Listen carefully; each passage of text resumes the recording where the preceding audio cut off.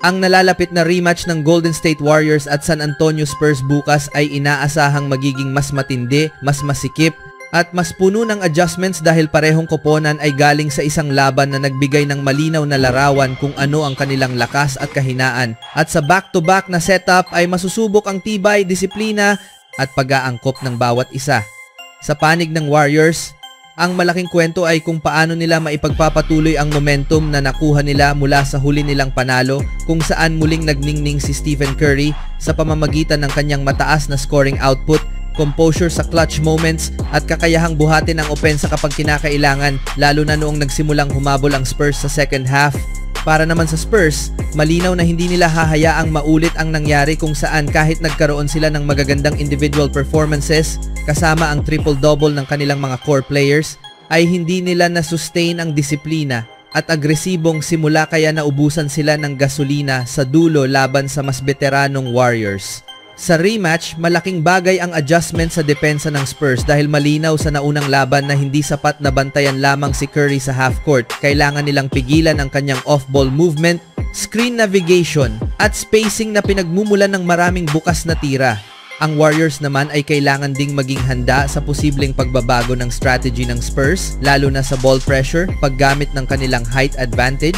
at pagsubok na kontrolin ang paint kung saan sila may natural na lamang. Kaya malaking hamon para sa Warriors kung paano nila gagamitin ang bilis, spacing at ball movement para ma-neutralize ang frontline ng San Antonio. Mahalaga rin ang bench battle dahil sa back-to-back, ang koponang may mas sariwang rotations at mas epektibong second unit ang may malaking tsansang makalamang habang tumatagal ang laro, kaya't dapat abangan kung sino kina Jimmy Butler, Buddy Hield, Brandon Podziemski o Jonathan Kuminga kung cleared ang magiging X-factor para sa Warriors, at kung sino naman kina Devin Vassell, Castle o Trey Jones ang maaaring magbigay ng spark para sa Spurs.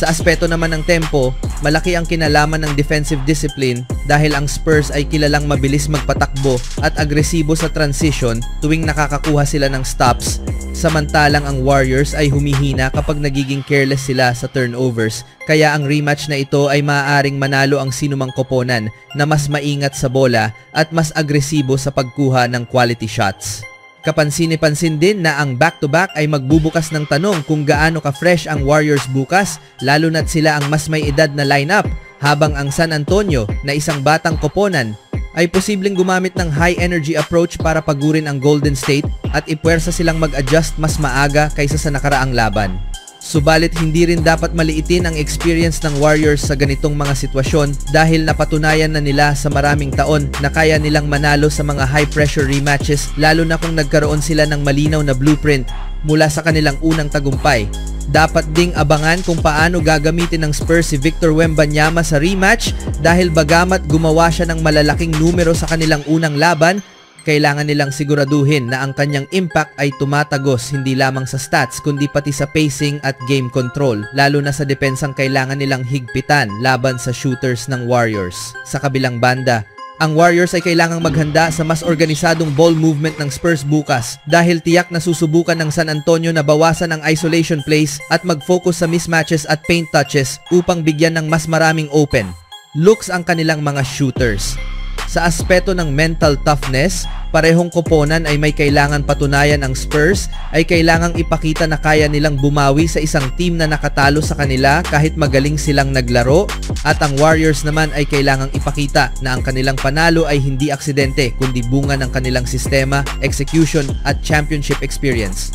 Sa kabuuan, ang rematch na ito ay magiging pagsusulit kung kaya bang mag-adjust ng Spurs upang magbago ang resulta at kung kaya bang isustain ng Warriors ang kanilang momentum sa gitna ng pagod ng back-to-back. Ang dapat abangan ng fans ay kung paano babawi ang Spurs sa kanilang mga late game errors, kung paano tutugon ang Warriors sa mas agresibong defensive schemes ng San Antonio, kung maitatama ng Spurs ang kanilang turnovers at defensive lapses, at kung mas mapapakinabangan ng Warriors ang kanilang veterans sa mga clutch moments. Sa dulo, ang laro ay inaasahang magiging dikit, puno ng pagbabago at may tsansang maging mas intense kaysa sa kanilang unang laro, at ang magiging susi sa panalo ay execution, composure at kung sinong koponan ang unang maka-adapt sa second night back-to-back pressure.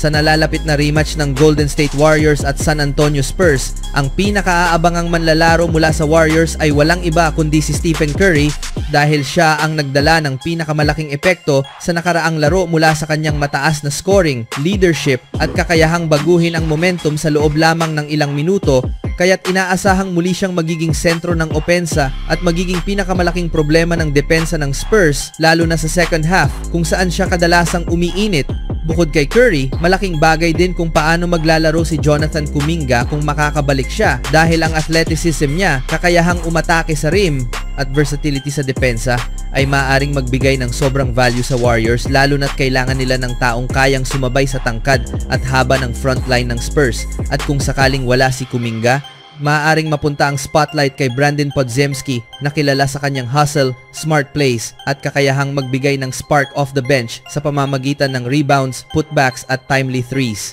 Dapat ding abangan kung paano gagamitin ng Warriors ang veteran presence ni na Buddy Hield at Al Horford dahil kahit hindi na sila palaging explosive, ang kanilang experience at decision making ay madalas lumalabas sa mga rematch games na nangangailangan ng mas mataas na antas ng adjustments. Sa panig naman ng San Antonio Spurs, ang pinakamalaking pangalang dapat tutukan ay si Victor Wembanyama dahil sa unang laban ay nagpakita siya ng elite level production mula sa rim protection hanggang sa playmaking at scoring. Subalit kahit ganoon ang kanyang ganda ng performance ay hindi nito nadala sa panalo ang Spurs, kaya't siguradong mas motivated siyang magdomina at patunayan na kaya niyang isara ang laro laban sa Warriors sa pangalawang pagkakataon. Kasama rin sa dapat abangan si Steph Castle na gumawa rin ng triple-double at nagpakita ng maturity sa kanyang decision-making, at dahil sa back-to-back na sitwasyon ay posibleng mas malaki ang role niya bilang secondary creator na maaaring magdulot ng maraming problema sa Warriors kung hindi nila ito mabantayan ng tama. Kailangan ding bantayan ang performance ni Devin Vassell na kilala sa kanyang shooting at wing defense dahil kaya niyang baguhin ang daloy ng laro sa pamamagitan ng off-ball scoring at pressure sa mga shooters ng Golden State, lalo na kung makahanap siya ng ritmo sa unang bahagi ng laban. Sa kabuuan, ang pinakaaabangang storyline ng rematch ay ang pagtutunggali ng Stephen Curry at Victor Wembanyama dahil sila ang dalawang manlalarong may kakayahang baguhin ang laro sa loob lamang ng ilang possessions, ngunit ang tunay na magiging susi ay ang mga X-Factor players tulad nina Will Richard o Podziemski para sa Warriors at sina Castle o Vassell para sa Spurs. Dahil sa back-to-back setup ay madalas na ang supporting cast ang nagtatakda kung sino ang mananalo. Sa dulo, ang rematch na ito ay hindi lamang tunggalian ng mga superstar, kundi test din kung sino ang bench unit at secondary pieces na kayang mag-step up sa oras ng pressure, at iyon ang dahilan kung bakit sobrang exciting panoorin ang parte ng bawat isa bukas. Tulad ni na Jimmy Butler o Podziemski para sa Warriors at sina Castle o Vassell para sa Spurs, sa rematch na ito, magiging kapanapanabik din panoorin ang coaching battle sa pagitan ni na Steve Kerr ng Golden State Warriors at Mitch Johnson ng San Antonio Spurs dahil parehong kilala si Kerr at Johnson sa paggamit ng modernong ball movement at mabilis na pagbabasa ng depensa. At habang si Kerr ay may malawak na karanasan at championship pedigree na kayang mag-adjust ng mabilisan sa anumang sitwasyon, si Johnson naman ay isa sa mga batang coach na mabilis mag-evolve ng sistema sa paligid ni na Wembanyama at ng bagong core ng Spurs, kaya inaasahan na ang kanilang chess match sa play calling, timeout timing, defensive adjustments at kung paano nila i-manage ang rotation sa crucial moments ang maaaring maging susi kung sino sa kanila ang makakakuha ng momentum. At dahil pareho silang may deep understanding sa modern NBA spacing at off-ball actions, ang bawat galaw nila mula sa bench ay maaaring magdikta ng tono ng buong laro. Kaya ang coach matchup na ito ay siguradong magiging isa sa mga dapat abangan ng mga fans sa loob ng 1 minuto ng preview. Kayo mga kaibigan, sino sa tingin nyo? Even when you feel low, you can still go. Even when you feel slow, you can still go. Even when there's no hope, you can still go. I never answer to no, man, I still go. Go, go.